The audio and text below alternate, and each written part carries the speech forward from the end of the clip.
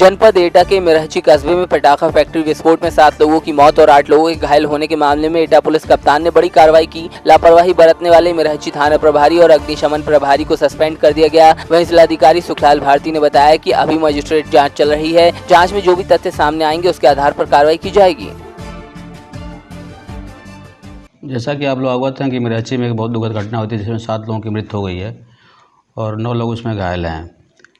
तो उसमें प्रथम दृष्टया दोषी मानते हुए थानाध्यक्ष मिरहची को और अग्निशमन अधिकारी को निलंबित पुलिस अधीक्षक द्वारा निलंबित कर दिया गया है और इसकी अभी मजिस्ट्रियल जांच चल रही है इसकी। आगे कोई और दोषी होंगे वो भी उन पर भी कार्रवाई होगी? हाँ, मजिस्ट्रियल जांच में आज जो तथ्य सामने आएंगे निकल के उसके आधार पर अगर जो भी दोषी होगा उसके विरुद्ध कार्रवाई की जाएगी।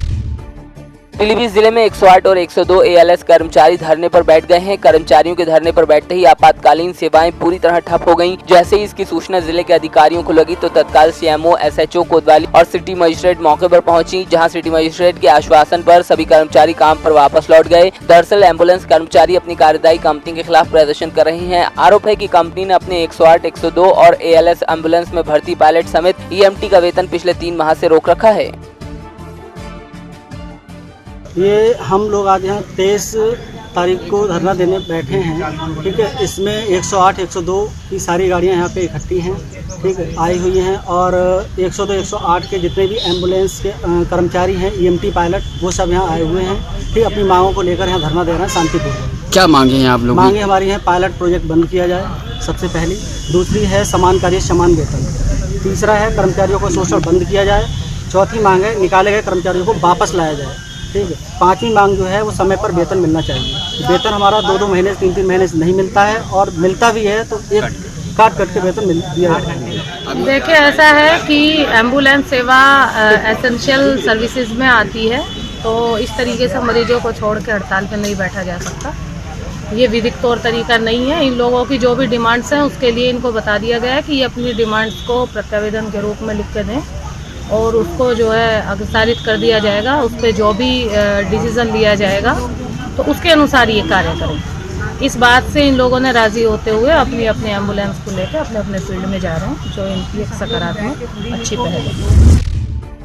यूपी के कई जनपदों में इमरजेंसी सेवा पर तैनात 108, 102 एम्बुलेंस कर्मचारियों ने अपनी मांगों को लेकर हल्ला बोल दिया है। कर्मचारी कार्यदायी कंपनी और प्रदेश सरकार से मांगे मनवाने पर अड़े हुए हैं, जिसका असर जालौन में भी देखने को मिला, जहां जनपद भर के स्वास्थ्य केंद्रों से एम्बुलेंस मंगाकर मेडिकल कॉलेज पर खड़ा कर दिया गया और सरकार के खिलाफ नारेबाजी करते हुए प्रदर्शन किया। उधर हालात काबू पाने के लिए पुलिस प्रशासन मौके पर पहुँच गया था।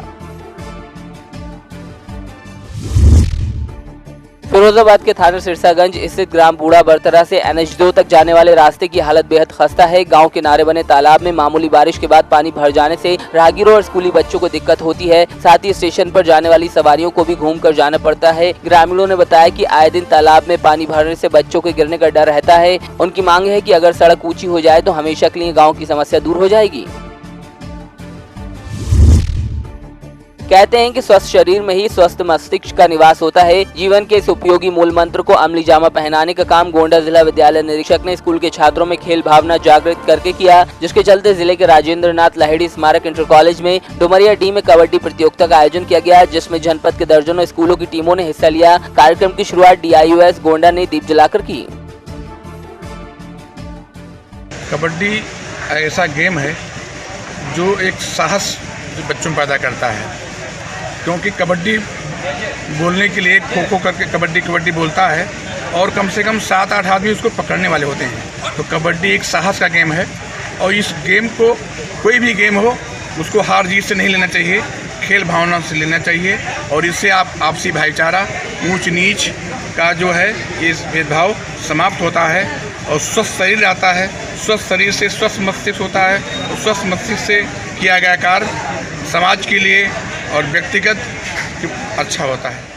आज यहाँ पे जनपद स्तरीय कबड्डी प्रतियोगिता 2 दिवसीय आयोजित की गई है, जिसमें जनपद की लगभग 15-16 टीमें आ चुकी हैं और यहाँ पे माननीय जिला विद्यालय निरीक्षक द्वारा इसका उद्घाटन किया गया और अतिथि के रूप में श्री अजीत सिंह जी प्रधानाचार्य MDV इंटर कॉलेज भी आए थे और विभिन्न विद्यालयों के गेम टीचर, व्यायाम शिक्षक भी यहाँ पे उपस्थित हैं और टीमें भी आई हुई हैं।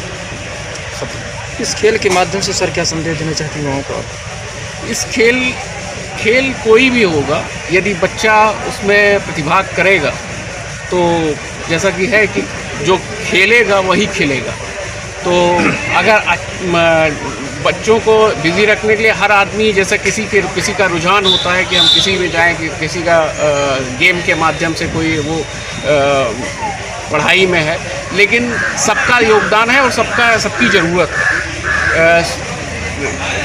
आज जब जो प्रतिभाग कर रहे हैं इसमें टीमें, जो बच्चे वो मानसिक रूप से अपने आप को मजबूत कर रहे हैं, शारीरिक रूप से मजबूत कर रहे हैं, तो वो जाहिर सी बात है कि वो देश के लिए भी अपना योगदान उसी हिसाब से देंगे।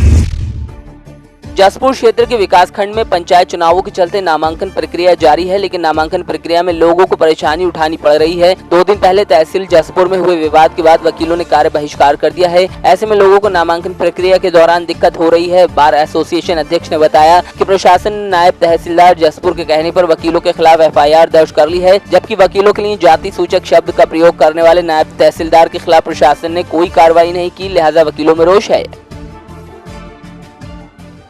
हमारे साथ हुई बदतमीजी की और मारपीट की और जो जाति सूचक शब्दों का इस्तेमाल किया है, वो तहरीर हमारी दर्ज नहीं हो जाती है तब तक कोई भी अधिवक्ता जसपुर के में कार्य नहीं करेगा, नोटरी संबंधी कार्य नहीं करेगा।